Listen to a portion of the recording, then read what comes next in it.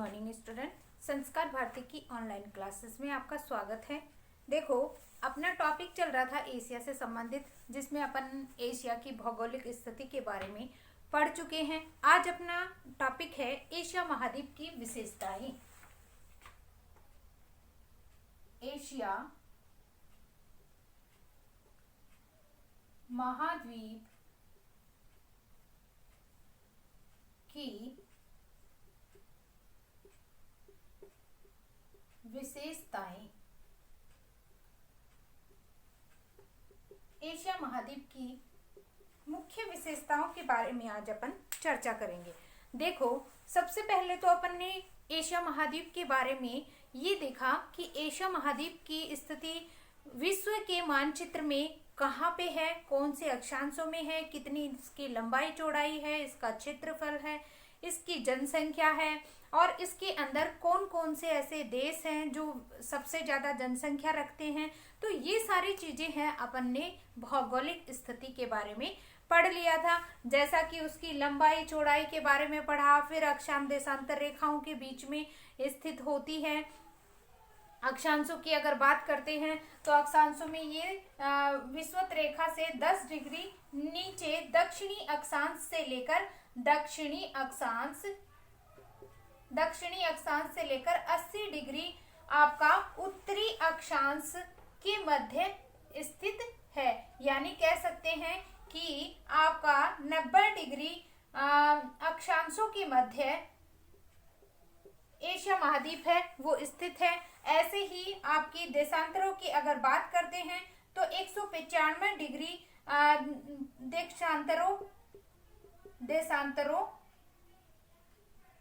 देशांतरों के मध्य है वो आपका एशिया महाद्वीप है स्थित है। ऐसे ही इसकी स्थिति के रूप में बात करते हैं तो चारों ओर इधर की साइड में आपका जापान सागर है, पीला सागर है, ओखोटोस तट है और चुचकी सागर है। ये जो क्या है आपके प्रशांत महासागर है, पूरा क्या है आपके जलीय भाग से घिरा हुआ क्षेत्र है। और इधर की साइड की अगर पश्चिमी की बात करते हैं तो भूमध्य सागर है, काला सागर है, पीला सागर है, आपका कैस्पियन सागर है। ये सारे क्या है इस क्षेत्र के अंदर आपके सागरीय क्षेत्र हैं, आपके पश्चिम के अंदर लगते हैं। और दक्षिण के अंदर आपके क्या है हिंद महासागर है, जैसे बंगाल की खाड़ी है, ओमान की खाड़ी है, फारस की खाड़ी है। ये सारी क्या है इस तरीके से आपके एशिया महाद्वीप के जो पड़ोसी कह सकते हैं या एशिया महाद्वीप के आसपास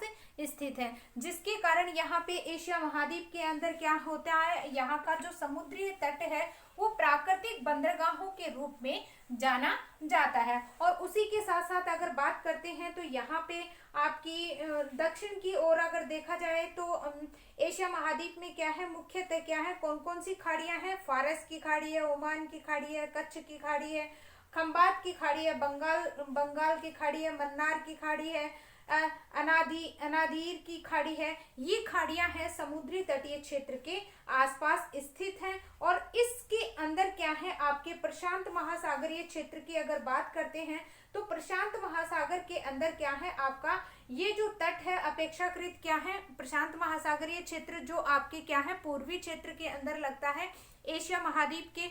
तो इस क्षेत्र की बात करते हैं तो एशिया महाद्वीप का क्या है प्रशांत महासागर का क्या है कटापटा क्षेत्र है।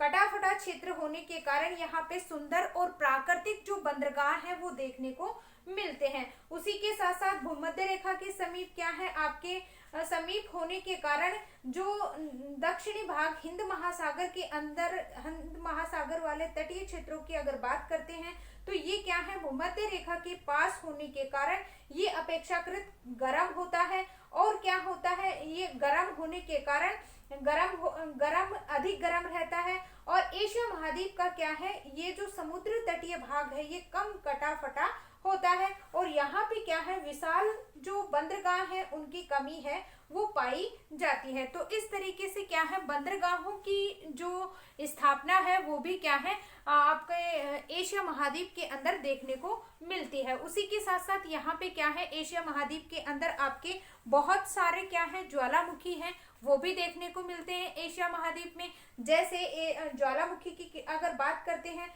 तो फिलीपींस द्वीप समूह के अंदर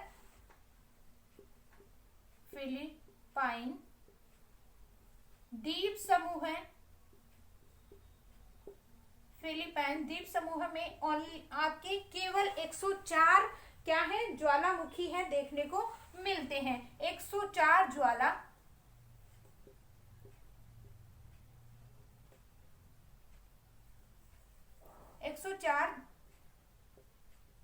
ज्वालामुखी है देखने को मिलते हैं। उसी के साथ साथ आपका जापान के अंदर ज्वालामुखी है, जो जापान में भी क्या है आपके बहुत सारे ज्वालामुखी पर्वत हैं। और एशिया का सबसे बड़ा ज्वालामुखी पर्वत है फ्यूजियामा।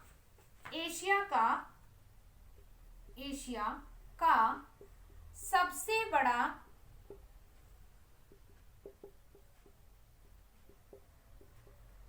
ज्वालामुखी कौन सा है?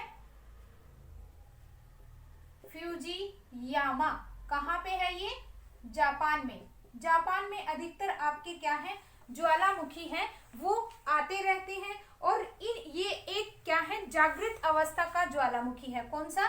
फ्यूजियामा, जिसे क्या कहा जाता है जागृत ज्वालामुखी के नाम से भी जाना जाता है। और इस ये जो ज्वालामुखी है वो भयंकर विस्फोट करने के कारण जापान के लोग हैं इस पर्वत की क्या करते हैं पूजा करते हैं, जिसके कारण पूजते हैं और ये इससे प्रार्थना करते हैं कि ये शांत रहे। अगर शांत रहने की इससे क्या है उपासना की जाती है, क्योंकि जापान के अंदर ज्वालामुखी का जो विस्फोट होता है वो बहुत ज्यादा हानिकारक है वो माना जाता है। ऐसे ही क्या है आपके इंडोनेशिया के अंदर भी बहुत सारे द्वीप समूह है देखे गए हैं। और इसी क्षेत्र के अंदर आपके जैसे आपका भारत का प्रायद्वीपीय जो पार्ट है वो भी क्या है प्रायद्वीपीय पठार है वो भी ज्वालामुखी निर्मित है।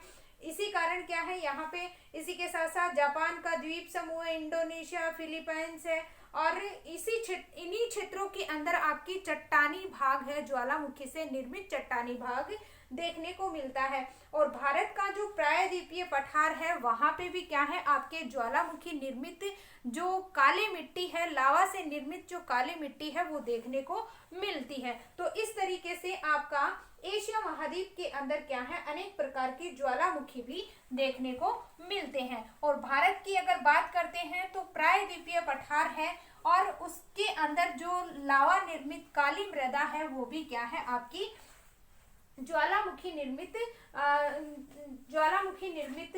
मिट्टी है वो पाई जाती है काली मिट्टी के नाम से। अब अपन चर्चा करते हैं एशिया महाद्वीप की विशेषताएं। देखो एशिया महाद्वीप की विशेषताओं के लिए अगर सबसे पहले अगर अपन चर्चा करते हैं तो एशिया महाद्वीप की क्या है ये एशिया महाद्वीप मानव जाति का निवास स्थल है वो भी माना जाता है, मानव जाति का जन्म स्थल माना जाता है। दूसरी अगर बात करते हैं तो मानव सभ्यता का भी क्या है ये जन्म स्थल है।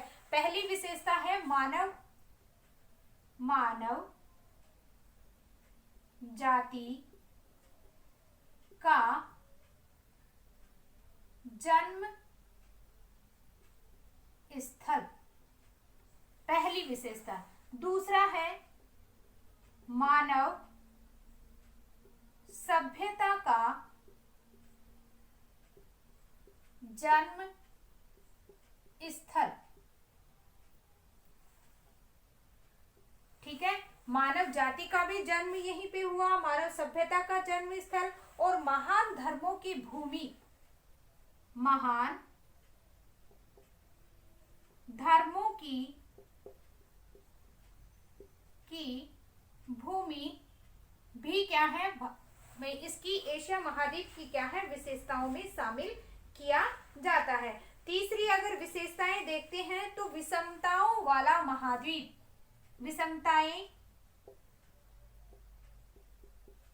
विषमताओं वाला महाद्वीप। ठीक है, आगे अगर विशेषता की बात करते हैं तो अगली विशेषता है विषमताओं में एकता का महाद्वीप, विषमताओं में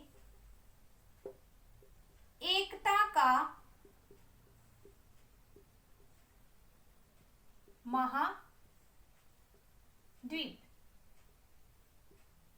विषमताओं में एकता का महाद्वीप। अगली अगर विशेषता देखते हैं तो भूत और भविष्य का महाद्वीप, भूत व भविष्य का महाद्वीप।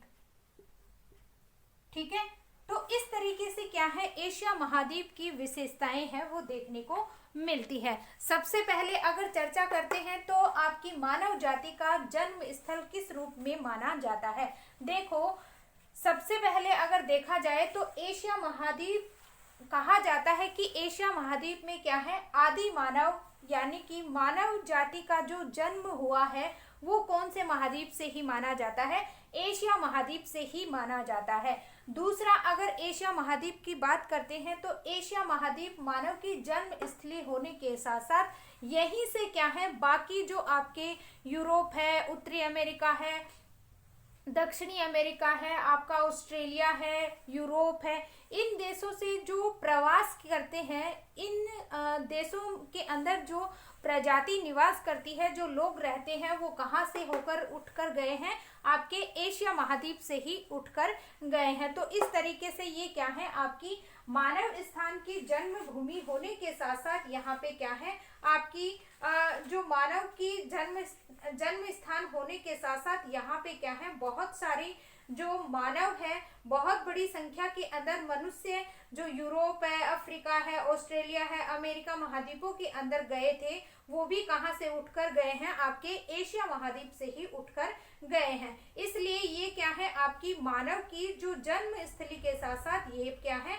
आपके मानव का जो प्रवास स्थल है वो भी किसको माना जाता है, मानव जाति का पालन स्थल या मानव का प्रवास स्थल भी इसे ही कहा जाता है। और इसके द्वारा क्या है, मानव सभ्यता के लिए, मानव के जन्म स्थल के लिए आपका वेल्स और हकेल्स के अनुसार मध्य एशिया को मानव का जन्म स्थल कहा है। किसने, वेल्स। देखो, सबसे पहली विशेषता की अगर चर्चा करते हैं, इसका स्क्रीनशॉट ले लीजिए पहले।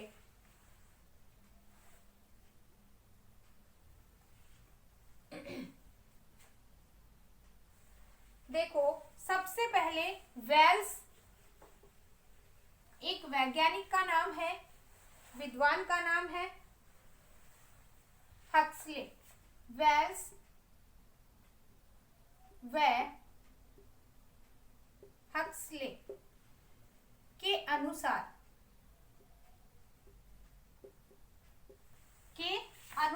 देखो, इन्होंने क्या कहा है, मानव जन्म स्थल के लिए मध्य एशिया को मानव का जन्म स्थल कहा है।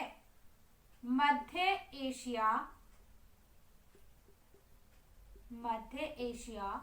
को मानव का जन्म स्थल कहा है। किसने, वेल्स और हक्सले ने क्या कहा है कि मध्य एशिया के अंदर मानव जाति का विकास है वो माना गया है। तो मानव शास्त्रियों के अनुसार कहा गया, एशिया महाद्वीप के अंदर मानव का जन्म स्थल तो रहा है। जब 1882 में जावा द्वीप के अंदर मानव खोपड़ी को प्राप्त हुई थी, मानव की खोपड़ी प्राप्त हुई थी, वह 5 लाख वर्ष पुरानी थी। तो उस समय टेलर ने कहा, विश्व में जो मानव मिलते हैं उनका विकास आज से 5 लाख वर्ष पूर्व हुआ था। इस बात को स्पष्ट करते हुए एशिया मानव का जन्म स्थान है वो क्या है, रहा होगा या रहा है। ये किसने कहा, टेलर ने कहा। कब कहा, जब आपकी क्या है, जावा द्वीप के अंदर जावा जो द्वीप है उसके अंदर मानव की खोपड़ी है वो प्राप्त हुई, और उस खोपड़ी को जब सर्वे में देखा गया तो 5 लाख वर्ष पुरानी वो खोपड़ी मिली, जिससे क्या है, टेलर ने कहा कि मानव का जो जन्म स्थान है वो क्या है, मध्य एशिया ही है। कि मानव का जो जन्म हुआ सबसे पहले वो कहाँ हुआ, आपका जन्म कहाँ पे, मध्य एशिया के अंदर ही मानव का जन्म स्थान है वो माना गया। तो शुरुआत कर लेते हैं इसकी। 1882 में, 1882 में नहीं, सॉरी 92 में, 1892 में जावा द्वीप, 1892 में जावा द्वीप में जो खोपड़ी प्राप्त हुई, जो प्राप्त हुई वह 5 लाख वर्ष पूर्व, 5 लाख वर्ष पूर्व की थी। उसे देख टेलर ने कहा कि मानव का जन्म स्थल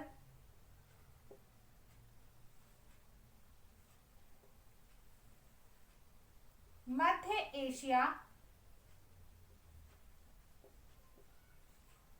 ही है, मध्य एशिया ही है। ठीक है, तो इस तरीके से क्या है, मानव जाति के विकास का, मानव जाति की उत्पत्ति के लिए किसे माना जाता है कि मानव जाति का जो विकास हुआ, मानव जाति का जन्म स्थल किसे माना गया, मध्य एशिया को माना गया। दूसरा क्या है, मानव सभ्यता का विकास।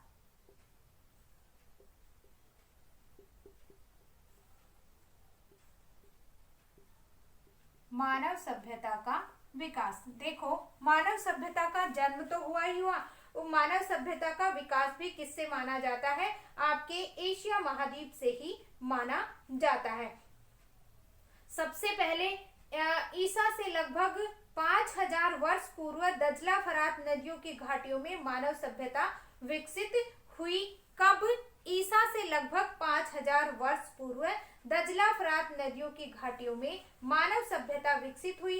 इस प्रकार इराक की बेबीलोन सभ्यता, उसी के साथ साथ आपके झूलते हुए बाघ, टर्की के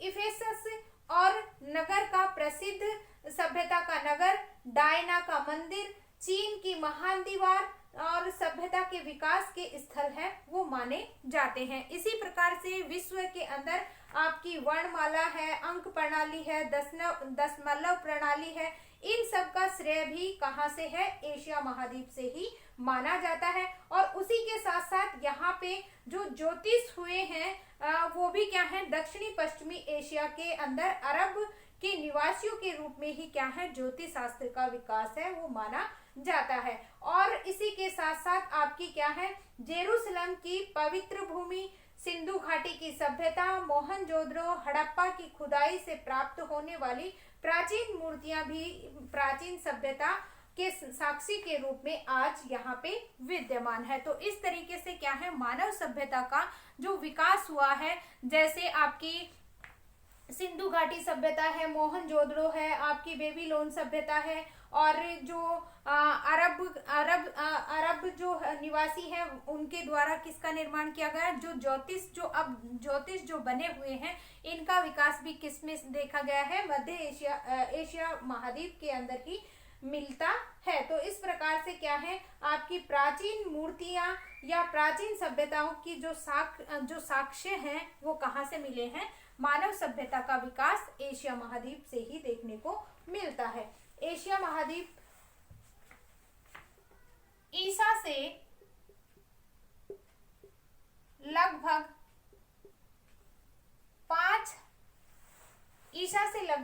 5000 वर्ष पूर्व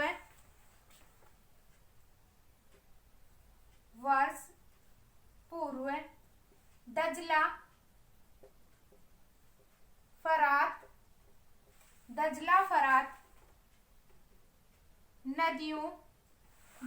फरात नदियों की घाटियों में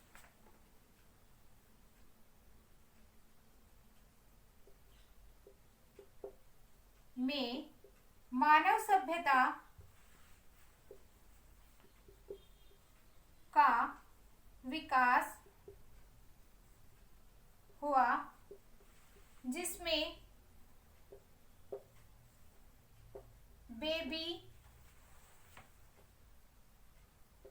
बेबीलोन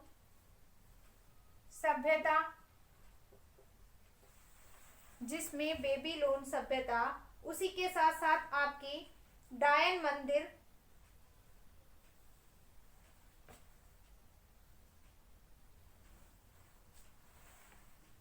सिंधु घाटी सभ्यता,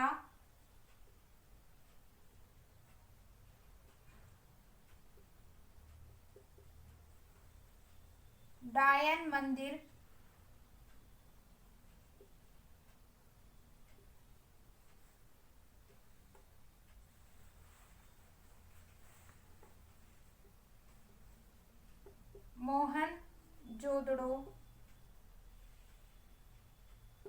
मोहनजोदड़ो और उसी के साथ साथ क्या है, खुदाई से प्राप्त प्राचीन मूर्तियां,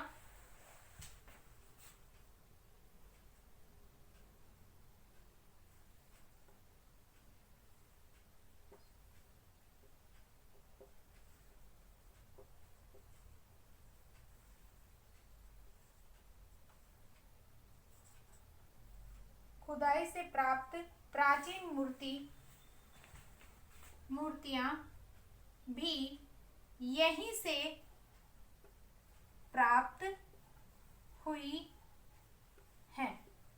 ठीक है, तो इस प्रकार से क्या है, आपकी सभ्यता के साथ साथ जन्म स्थल के साथ साथ अनेक प्रकार की सभ्यताओं का विकास भी आपकी किसमें से हुआ है, आपकी एशिया महाद्वीप से ही माना जाता है। और उसी के साथ साथ क्या है, आपकी इसके अंदर अनेक प्रकार के जो जैसे दशमलव प्रणाली है, अंक प्रणाली है, आपका उसी के साथ साथ ज्योतिष है, इनका जो विकास है वो भी कहाँ हुआ है, प्राचीन सभ्यता के साथ ही देखने को मिला है।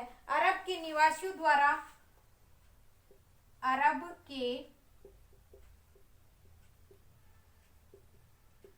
के निवासियों द्वारा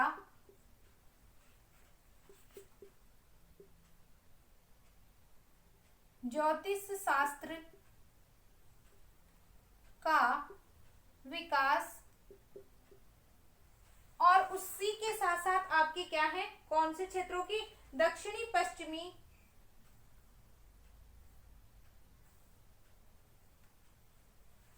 यहीं से क्या है, यहीं से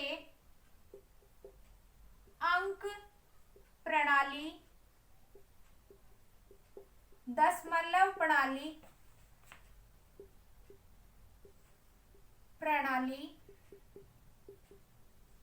का विकास,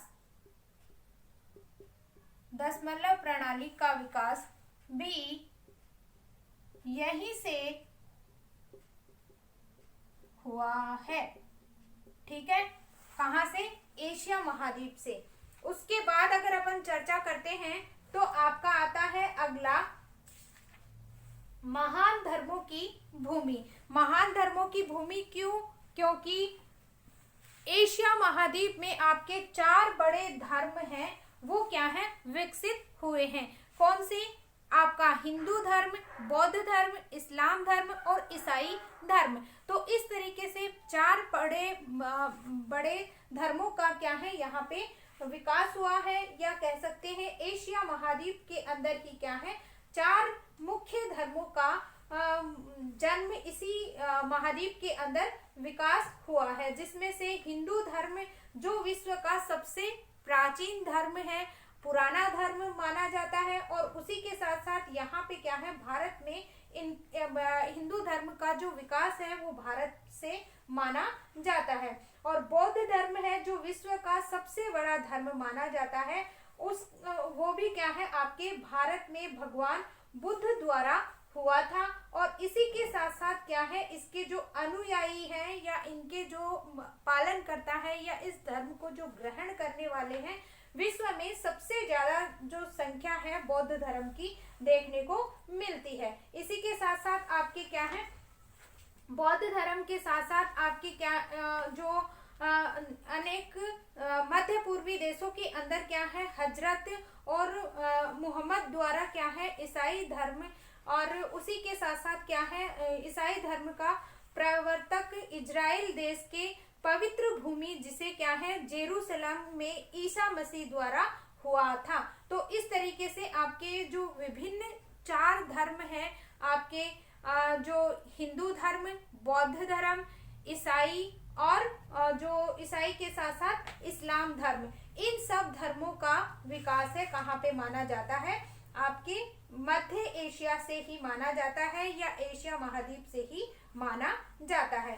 तो तीसरा है आपका महान धर्मों की भूमि। महान धर्मों की भूमि। एशिया महाद्वीप में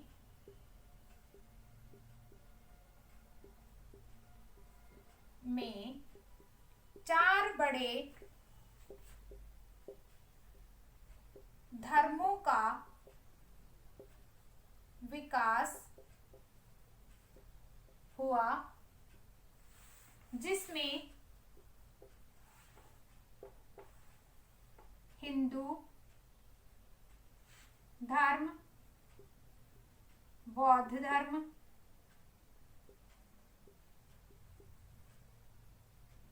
इस्लाम, ईसाई। ठीक है, इस तरीके से क्या है आपके चार धर्मों का विकास हुआ। ईसाई धर्म,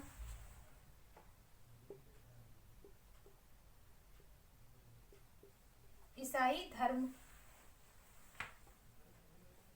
का विकास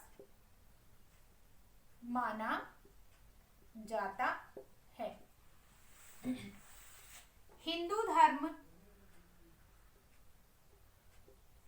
हिंदू धर्म भारत में विकसित हुआ। बौद्ध धर्म का, बौद्ध धर्म भी भारत में विकसित हुआ। ठीक है, इस तरीके से क्या, इसका स्क्रीनशॉट ले लीजिए पहले।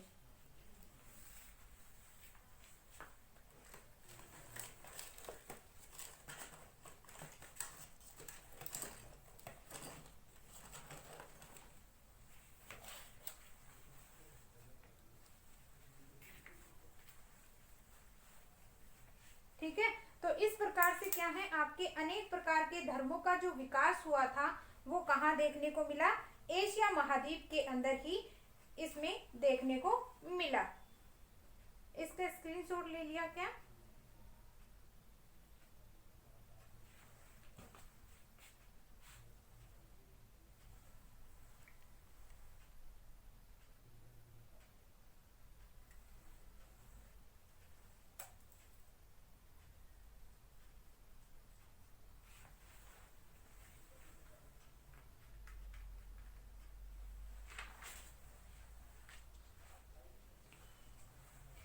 इस्लाम धर्म का प्रवर्तन इजराइल देश में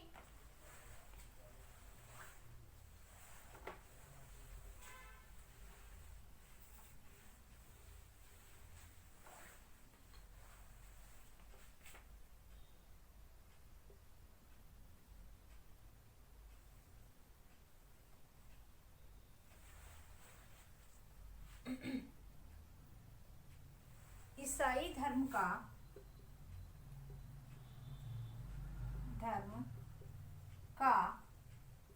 विकास, धर्म का प्रवर्तन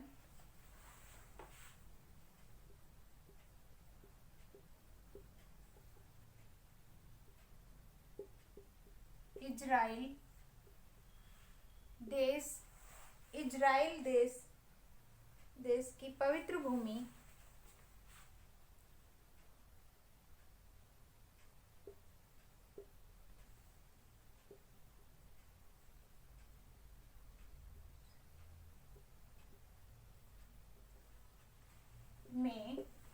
यरूशलेम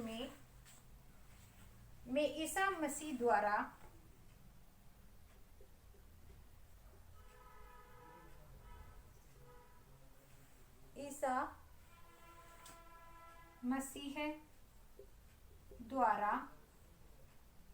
किया गया।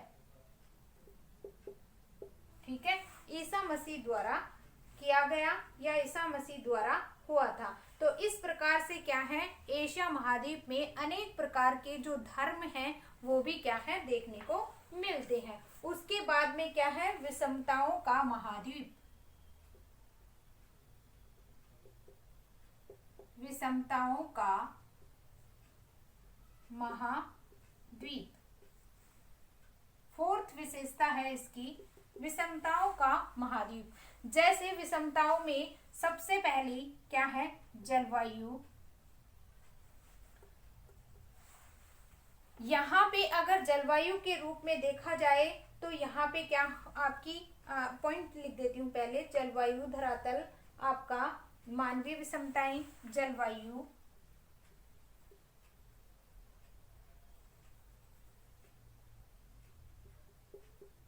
धरातल, तीसरा आर्थिक विषमताएं, आर्थिक विषमताएं और मानवीय विषमताएं।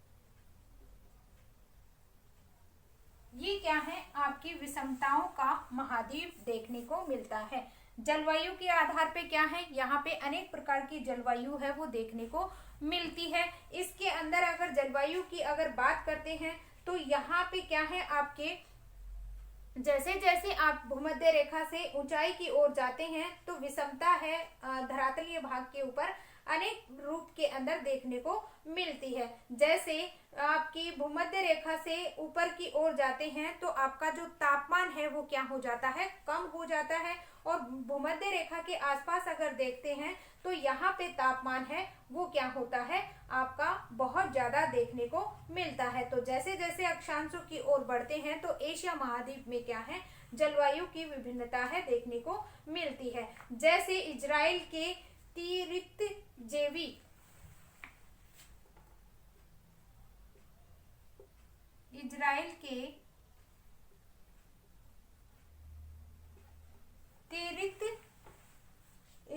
के तीरित के साथ साथ जेवी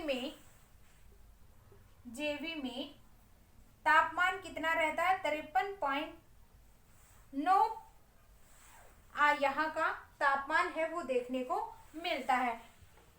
मतलब बहुत ज्यादा तापमान इजराइल के अंदर देखने को मिलता है। और इसके विपरीत अगर बात करते हैं तो सबसे कम तापमान रूस के ओमिओकोन, रूस के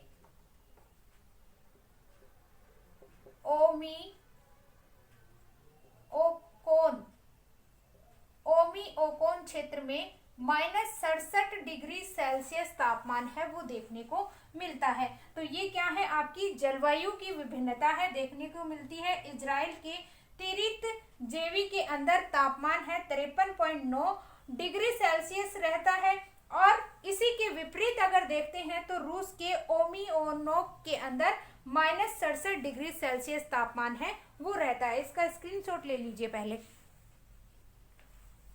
तो इस तरीके से जलवायु के अंदर भी भिन्नता है वो देखने को मिलती है। और उसी के साथ साथ यहाँ पे क्या है, एशिया महाद्वीप के भारत के अंदर मेघालय जो क्षेत्र है, मेघालय जो जिला है, वहां पे क्या है, सबसे ज्यादा बरसात होती है मौसिनराम में। और इसी के विपरीत अगर देखा जाए तो आपका दूसरा जो क्षेत्र है जहाँ पे विश्व की सबसे कम बरसात होती है वो क्षेत्र है अदन, जहाँ पे क्या है, आपकी वार्षिक वर्षा है वो 0.8 सेंटीमीटर बरसात है वो होती है। कहाँ पे, अदन में 3.8 सेंटीमीटर वर्षा। और कहाँ की, वार्षिक वर्षा, कितनी, वार्षिक वर्षा, यानी कि पूरे साल की जो वर्षा है अदन के अंदर कितनी है, 3.8 सेंटीमीटर वर्षा है यहाँ पे होती है। और ये कहाँ पे पड़ता है? अरब प्रायद्वीप में पड़ता है। कहाँ पे है ये अरब प्रायद्वीप में, ठीक है। यहाँ पे क्या है, सबसे कम बरसात होती है। और आपका भारत का